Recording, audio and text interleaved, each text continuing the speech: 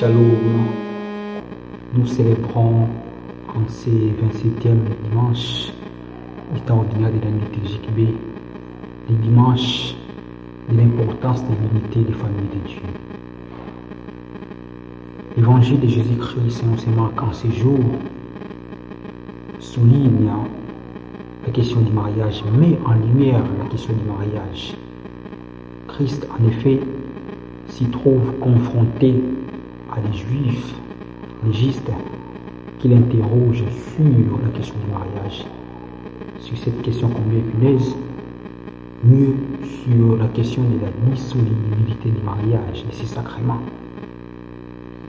Sa réponse, quant à ces, soulignant par la même occasion l'importance de ces sacrements, renvoie ses auditeurs à leur plus grand étonnement à la lecture de Genèse 24 qui souligne la volonté première et authentique de Dieu, du Créateur. L'homme doit quitter son père et sa mère pour s'attacher à sa femme afin qu'ils deviennent tous deux une seule chair. Voilà la volonté première du Créateur, de Dieu.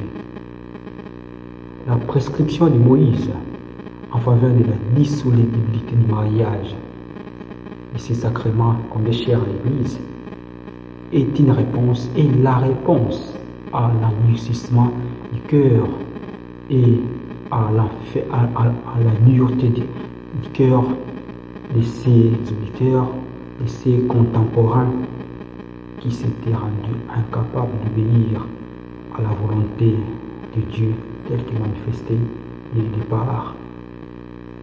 Donc renvoyer sa femme ou son mari est synonyme, serait synonyme et synonyme d'adultère envers cet autre, envers l'autre, ajoute le Christ, ajoute Jésus. Cette logique s'explique déjà mieux dans la première lecture que nous avons entendue. L'homme qui dit, voilà la chair de ma chair, l'os de mes os.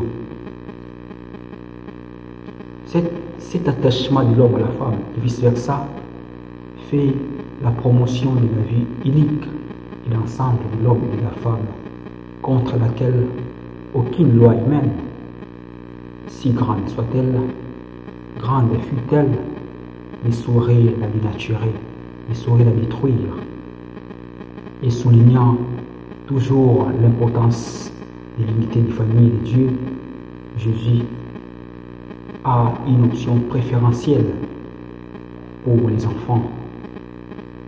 Ces enfants, non en raison de l'innocence et de la naïveté qui leur sont attribués, mais parce que dans la simplicité et la confiance, ils viennent à lui sans arrière-pensée. Nous allons demander au Seigneur en ce dimanche de nous envoyer son Esprit Saint afin que nous sachions suivre sa volonté, afin que nous sachions respecter cette volonté qu'elle a été mise au départ en faveur de l'homme, afin que nous sachions avoir vis-à-vis des enfants, vis-à-vis des autres, vis-à-vis des plus faibles, une option préférentielle pour sa plus grande gloire. Amen.